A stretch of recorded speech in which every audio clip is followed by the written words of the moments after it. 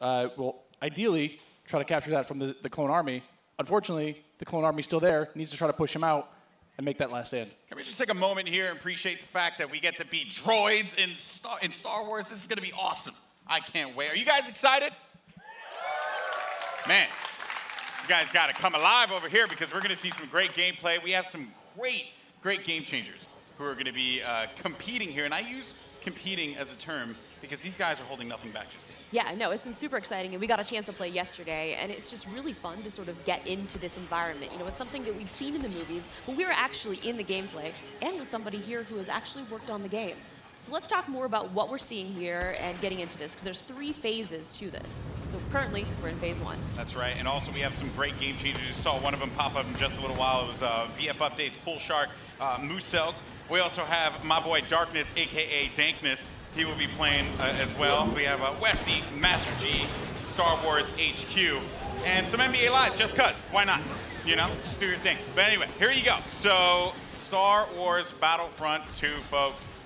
Now, this is awesome because essentially phase 1, you get to escort an MTT down the street of Theed here, and the pressure is on for the clones. They have to hold back the assault here, Paul. They do, definitely. The droids are sitting there trying to escort that MTT up the main pathway. If they're successful, we go into that phase 2. But right now, what we're seeing is some specialist gameplay from, I think, Battlefront Updates. Yeah, let's actually talk about the specialists. And also, you're going to see a couple different classes here. This class in particular that Master G is using is the heavy class. Specialist, kind of your sniper, right? But the heavy class, what do they do here? So the heavy class is great. They got a bit more health than your average trooper. They're also able to pop that combat shield, try to push into areas. So you can see those guys as pushers or defenders in some areas.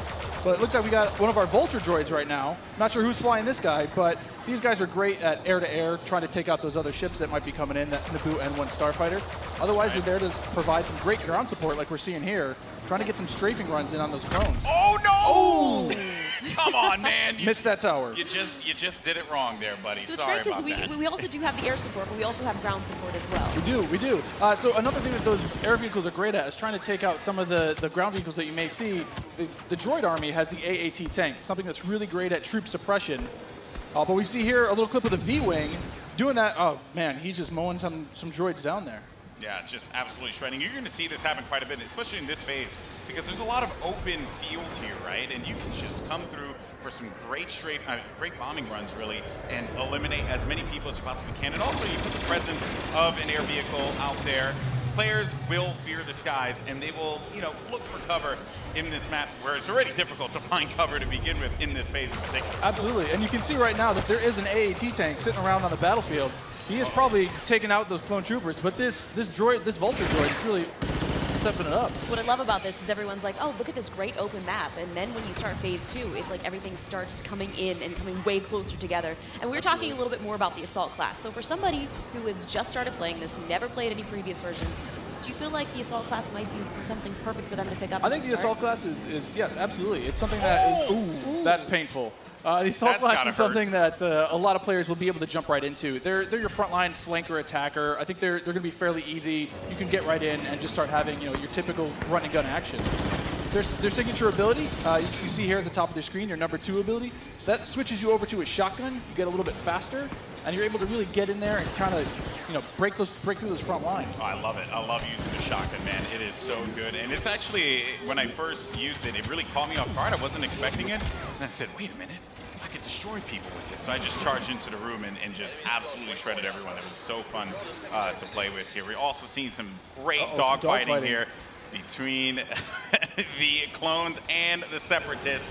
This is certainly what a lot of folks love in Star Wars, and just really in any game that DICE makes, right? They just always do a good job with the air combat. He's really trying to track him down. This Vulture's He's not having much luck. No, yeah, that Vulture cannot shake him.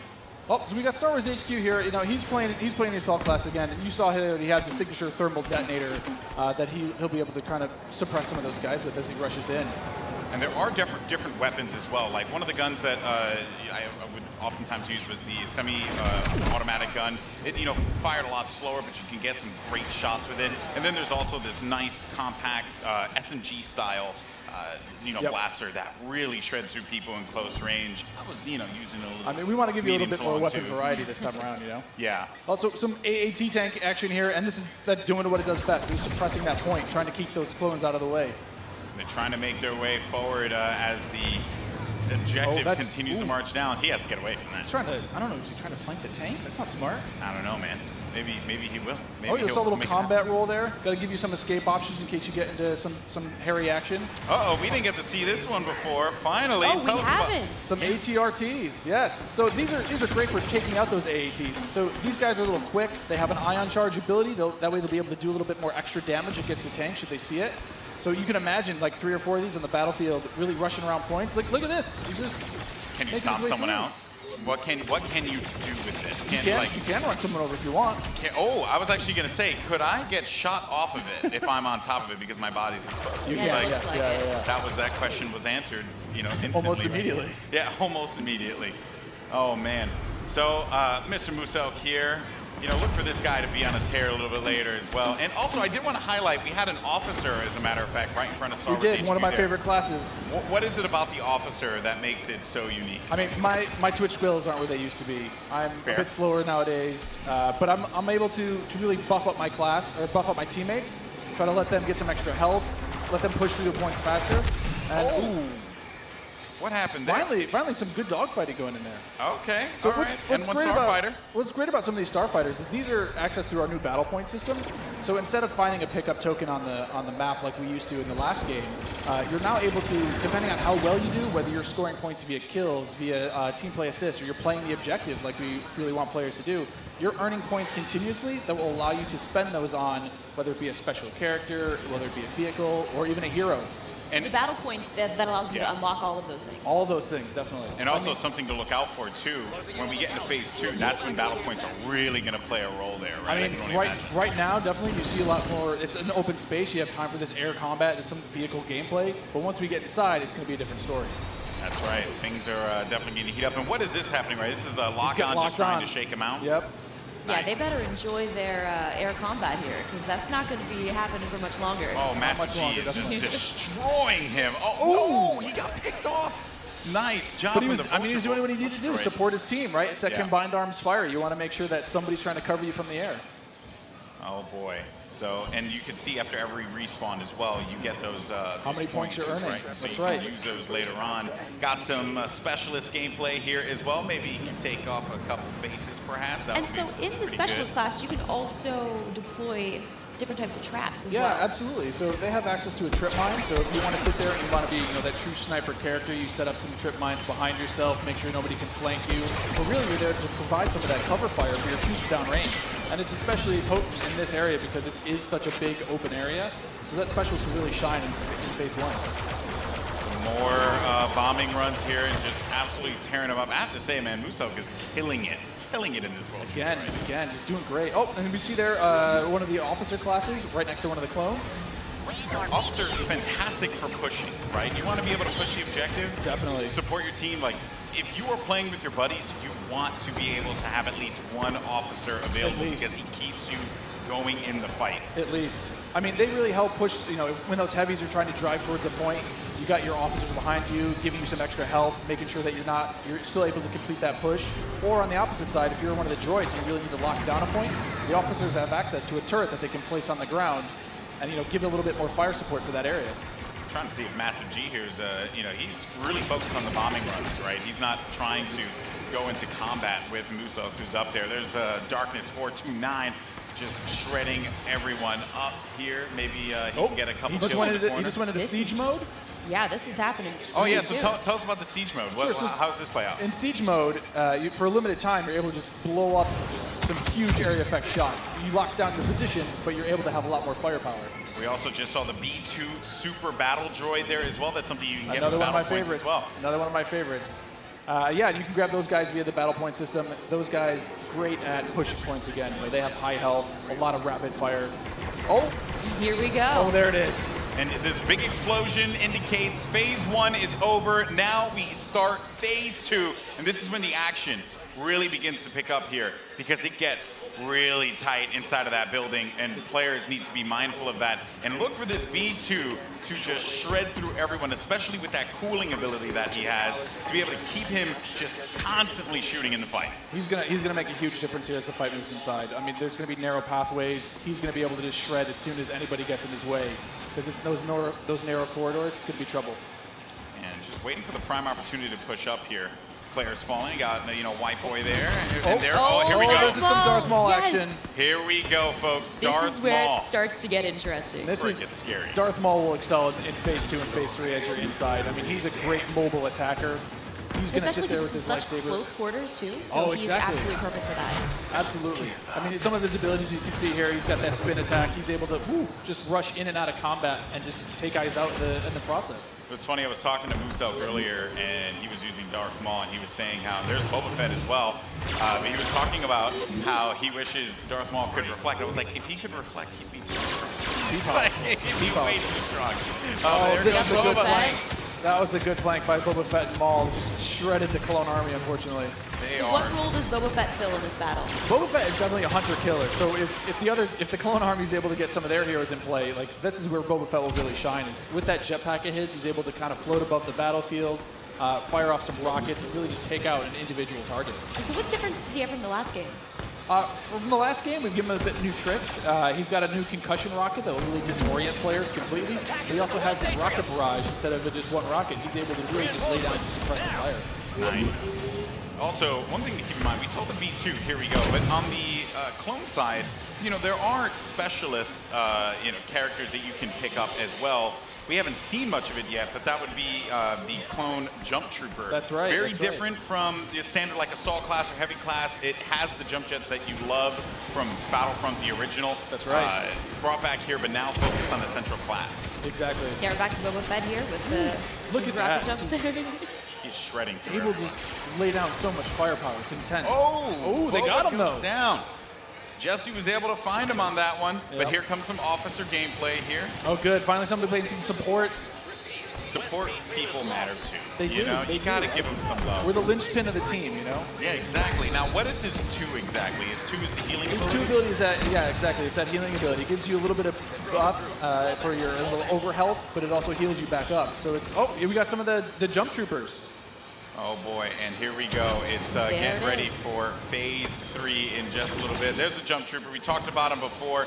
Jump trooper's super fun to play, but again, it's attached to a specialist now, so not everyone's going to have it equipped, although it was really fun in the original Battlefront. That's right. But I am going to be excited to hop in a jump trooper and shred people myself. I mean, I know a lot of people love the jump pack. Oh, now we've got Rey. Not going to lie, I'm super excited to play as her. She's quite a powerful character. Don't run. Some of her abilities. She got out of that one really quickly, but they got her. The droid fallen by a simple droid. No, but Rey how does her mind trick affect enemies? Absolutely. So Rey's mind trick is something that against all enemies, they'll be confused for a little bit, and your controls will kind of work against you, making you a little bit more vulnerable to attack. Just so you guys know, this is when it gets insane. Because there's so much going on here. And was that a little Han? We saw a little Han, yeah. Are we gonna get some Han? I hope so. I hope so. But I mean, you saw it earlier. So every time you finish a life, we'll show you how many battle points you have. And some people have enough points to get those reinforcements. And especially this late in the game, you'll see a lot more of these special classes coming out, a lot more of the heroes coming out. So again, this jump trooper here, with his rocket launcher and his jump pack, trying to be mobile, trying to fly into that last zone and capture a point.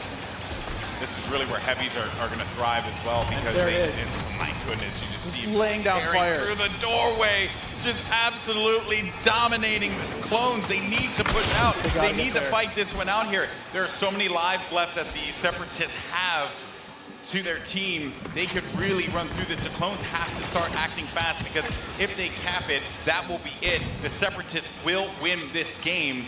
It's not looking so good for my boys in the Clone Army. I'm a Separatist fan, so I'm excited. I'm just going to go on whichever team wins. Oh, okay. So I'm not going to be too picky here. Okay, you just jump and ship. I understand that. No loyalties. Maybe you are Sith after all. Maybe I am. Who knows? knows? Shots fired. Shots fired. Yeah, so in this third phase, though, in the droids are trying to capture that throne room. So you can see here, if you remember, it's just this is the main throne. And this is such super close quarters. Do you have any like sort of strategies that you would?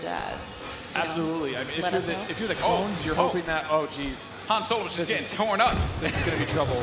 It's like too soon, man. I can't relive Force Awakens again. You know, like don't do it. Darth Maul is just destroying absolutely everything. I mean, is there any tips to like taking him down? I mean, you want to try to combined arms fire. Oh. The tip is blasters. Run away. Maybe run away. Run away and just shoot the crap out of Darth Maul. Oh man. He was our MVP. Look at that. Nice stuff. Musel, congratulations. Destroying. 36 kills he ended up picking up there, man. My goodness. Well, guys, that was it. What did you guys think? Intense. Not bad. I'm lying. It was freaking awesome. I love it. It's so good. It's like, I love the class-based gameplay personally.